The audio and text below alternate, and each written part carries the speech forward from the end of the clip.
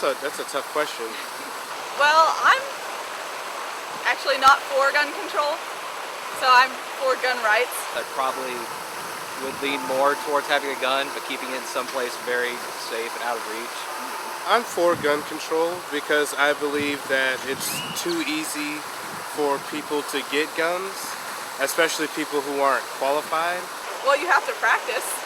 It's not easy, but it's not really, really hard either. I'm actually from Washington, and we shoot our guns quite regularly. I think people should be able to protect themselves.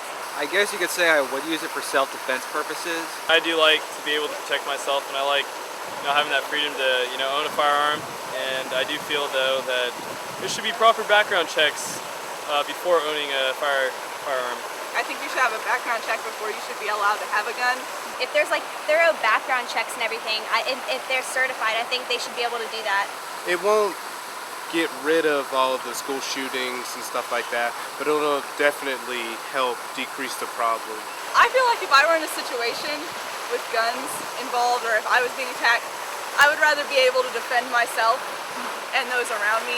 Most of the times those are sort of one-time events and accidents.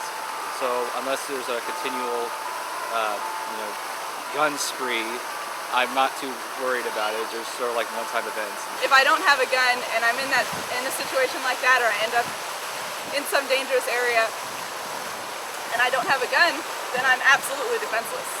I'd rather die knowing that I had some form of protection versus I wasn't protected at all, I wasn't ready for it, and my life just ended. I would just keep it as a last resort sort of thing.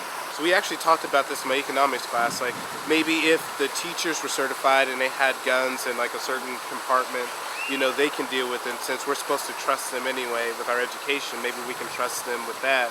I would rather have a teacher trying to protect students than, students taking it into their own hands. USA.